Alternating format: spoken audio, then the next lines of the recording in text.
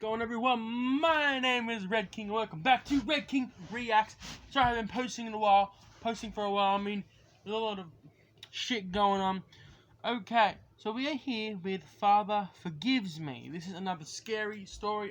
Dark Matter Dad, the picture out of the cancel all that because of reasons. I won't explain it now. Next time we will. So now, let's get straight into this scary story. I think this video goes maybe about half an hour, maybe 40 minutes. So yeah. I haven't yet listened to it myself, so let's get into it.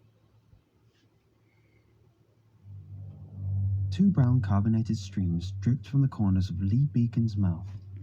His neck craned back, his head tilted to the sky as the sun reflected off his cloudy eyes while he pushed the red plastic cup against his lips and poured the remnants of his drink down his throat. He crunched the cup flat against the table, wiping his mouth and smacking his tongue against his lips. The fuck? Just a sliver in whiskey in this, right? Fucking alco. Diego and I cheated glances at each other from the corners of our eyes before returning to him on the other side of the picnic table. There was no recognition in his face. Nothing to suggest he'd noticed our little glance or was even aware just how much alcohol he consumed already. This is a fucking Our priest. plan was working.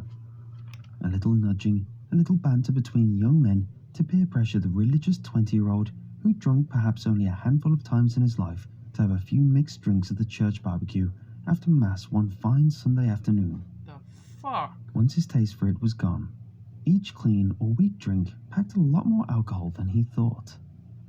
His tongue had already loosened, so much that it was literally dangling out of his mouth. When I drink, I don't even drink that much. Maybe one beer with the family or at dinner or something like Jesus. I glanced over my shoulder, back towards our church. St. Augustine's yellow-rounded steeple cast a shadow that fell neatly over the area we sat and all the way to the old cemetery beyond us. We'd managed to situate ourselves on the farthest bench from the barbecue and therefore the safest place for interrogation. Kids ran around, screaming and laughing in the main area by the grill. Sounds a lot of fun. Adults stood in clusters with Bud Lights and hot dogs in their hands, all of them unaware that we'd isolated their do-gooder golden boy and gotten him the drunkest he'd ever be. An afternoon cookout wasn't an uncommon Sunday event for the little Catholic community outside Hebronville. They'd put one on every 3 or 4 weeks at least. It's the kind of thing that happens in a small community in rural Jim Hogg County. Sounds fun. Sounds a lot of fun. The kind of place where you know everyone in town and notice when someone skipped out en masse for the week. The kind of place where you grow up and get the hell out or stick around and waste away until you die. Look at that fucking picture. It's terrifying. Diego filled another cup for Lee. It was a new one he'd had hidden on the seat next to him, with its bottom lined an inch deep in whiskey before filling the rest with Coke. That's Perhaps wrong. we'd pushed the limits already. I grabbed his arm and stared at him. He shook away and turned to Lee with a smile and held the cup out to him. Lee grabbed it, but hesitated before drinking. He squinted and swirled the mix around inside his cup. "There's alcohol in this," he said. "No, senor," Diego answered. "Classic Coke.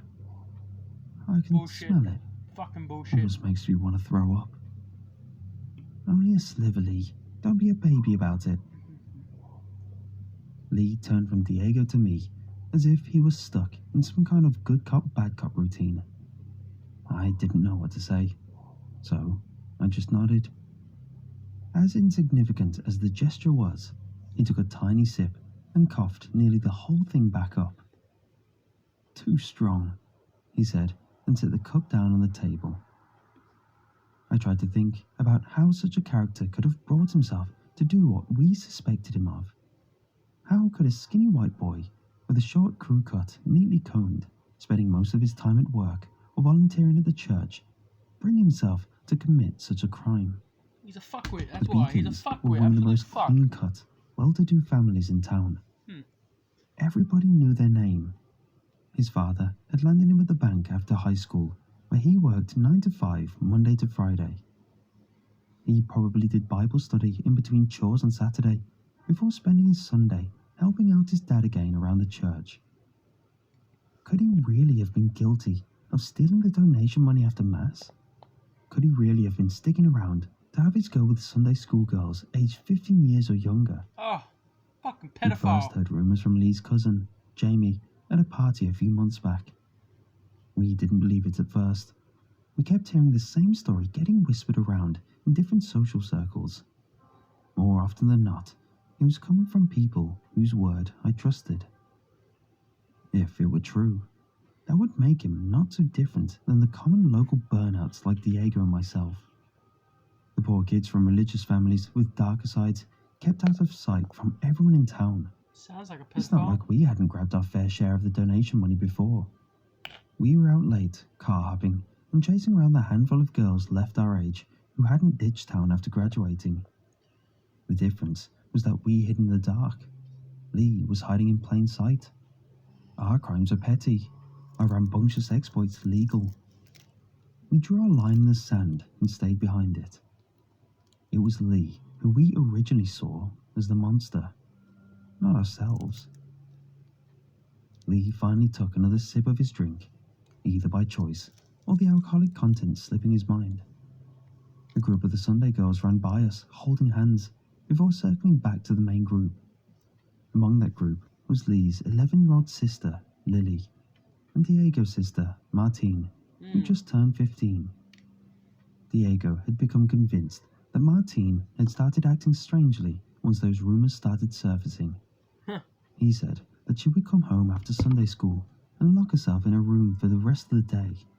She was lethargic when she finally showed her face on Monday morning, like something was clearly hidden beneath the surface. Poor girl. This is Lee what shielded it his sounds face from like. him while they passed, Poor like he fucking couldn't girl. stomach the thought of seeing his little sister witness him drunk. I wondered how he would like it if some other older boy was staying late to swing over his little sister unaccompanied oath, after fucking Sunday oath. school. I don't look drunk, do I? He said after they'd passed. He had reached the point where he felt comfortable confiding in us.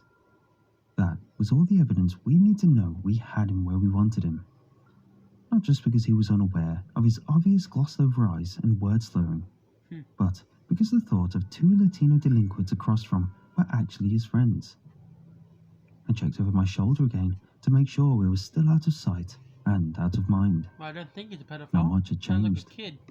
The same kids played over by their parents, adults still chatting amongst one another. Father Gamazi made his rounds with his hand on his stuffed belly. He always made sure he had a chance to chat with everyone. Even Mr. Beacon laughed with a beer in hand while he stood over the grill. I tapped Diego on the knee. It was time to extract the information. Okay, I might actually end this halfway through the video. I'm split in two parts because of the length of the video. So I'll film it in the same in the one session. I'll do it all in the one session, but I'll just tell you guys before I do it. So cool. So, Lee, Diego said, I hear you're still spending most of your Sundays around here. Never bail out like the rest of us. Lee pressed the tired face into his palm.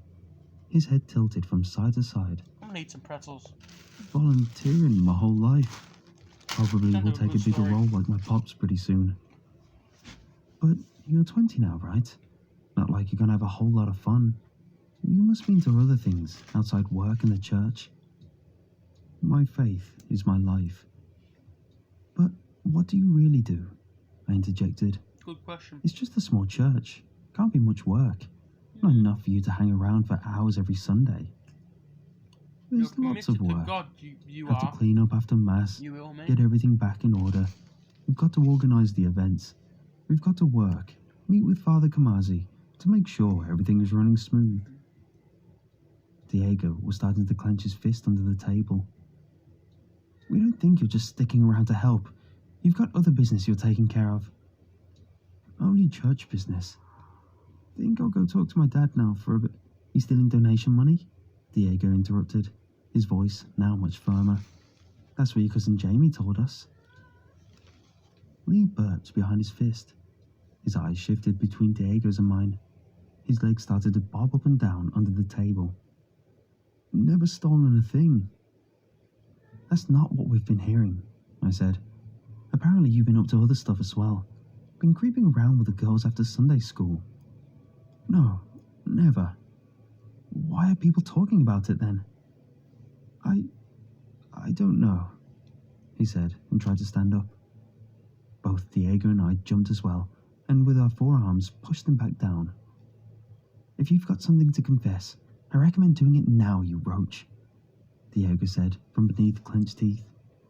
His eyes were opened wide and furious, a look I'd only seen on his face a few times before, where the end result was always catastrophic. Lee visibly shook all over. I noticed his eyes finally leaving ours and darted over our heads.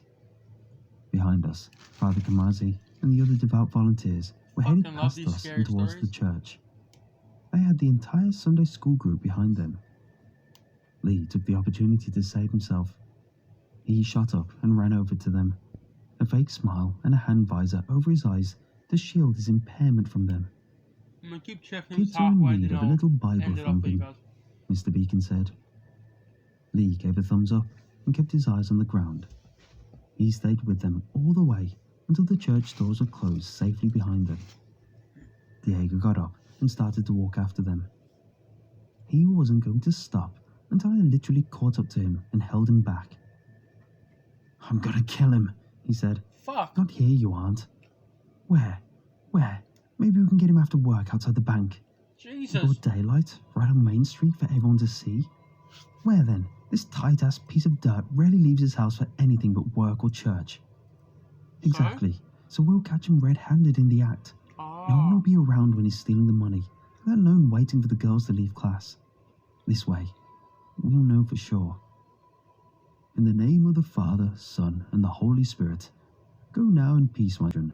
May you find beauty in the day as the Lord intended. Father Kamazi made the sign of the cross, pressed his hands together, and bowed his head. The pews, all filled with the good Catholic folk, shifted one by one and slowly got to their feet and headed towards the exit. I lingered on the tattered cushion kneeler. My parents and all the people around me stood up to adjust their belts and Sunday dresses. I peeked out the corner of my eye to see Diego doing the same. His eyes were closed in front and his hands pressed together.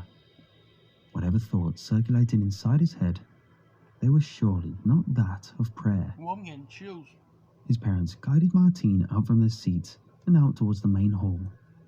It wouldn't be long before she was in the classroom. 4 weeks had passed since our interrogation at the barbecue. We decided it best we wait before taking action. September had come, and Dallas Cowboys talk was filling the streets, homes, and even the after-church discussion. We hoped the lapse in time would be enough for Lee to let our little confrontation fade into the background of his thoughts and let his guard down. Just long enough for him to feel safe and get back to the same stuff we knew he'd been pulling. The agreement between Diego was simple. There could be no excess of bodily harm unless proven either by confession or by action directly witnessed by us. If he gave us either of those, we'd be the ones that serve him justice. The police could ask him questions later. The Beacon family passed our pew, one of the last families to leave, as was their routine. Lee didn't look around or shift in any way to make me think he was uncomfortable or suspected anything. Wow. He splashed some holy water on his forehead and left the nave with a stupid grin on his face. I looked at Diego again, who nodded back. We both got up and followed them out. We carried out some meaningless conversation out to the main foyer and mingled with the crowd. We stuck around and chatted like we always did. All the while, both our eyes constantly darted towards Lee, who had stationed himself by the main doors and shook everyone's hand who would lend it while people slowly trickled out. Diego's family finally got over to mine, and we joined the conversation. Our parents joked about how they'd both managed to raise such lazy young men who were still hanging around the house and hadn't yet managed to land themselves full-time jobs. We both smiled and played along, knowing they would faint if they knew even the slightest semblance of who we were in our private lives. The things we had done already, the things we would do that day. Not the good Catholic boys we were intended to be. Diego started our pre-rehearsed story and told everyone that we were headed out. We were going to drive back to his place and play Madden until the actual game started at 1. His parents would be out of town visiting his grandmother that day, and Martine wouldn't be back until 3 p.m. when Sunday school ended. We'd allowed ourselves more than enough time to get our job done and get back before anyone could suspect us. Diego had even left the TV and Xbox running in his room, as if it would serve sufficient evidence we'd been there all along. We headed out into the parking lot and into Diego's silver Ram. We sped out of the parking lot and down Country Line 17 and back towards his house. He pressed hard on the gas, trying to put as much distance between us and everyone else as he could. When we were safely out of sight from any car, he pulled into one of the side roads and then off into a little wooded area. There, we waited patiently, chewing tobacco and dragging cigarettes, while the familiar churchgoers' cars passed us on the way back home. None of them with any reason to suspect the two young men had pulled off the road. We couldn't wait too long. We had to head back before Lee had time to do whatever it was he was going to do. "Go," I said, and tossed my cigarette out the window. I was pretty sure that everyone had already passed. One of the advantages of living in such a small place where you could recognize everybody's car. Diego turned the engine on and started us back towards St. Augustine's. Neither of us said a word for that portion of the ride. The old vehicle creaked and moaned as we sat in silence. We were focused only on the task at hand. Diego pulled the truck off the road before we reached the lot and steered us behind some bushes that ran along the back of the cemetery. Well, that's all I got time for. I will be doing the second part of this video straight after I end this one. So please hit the like button down below. I want to get the 10 likes on today's video. Please hit the subscribe button if you want to see any of my stories or my channel laughs whenever you get the chance. So, I'll see you guys next time in the second part and a 1 try not to laugh video coming very soon for you guys. See you guys next time. Goodbye, everyone.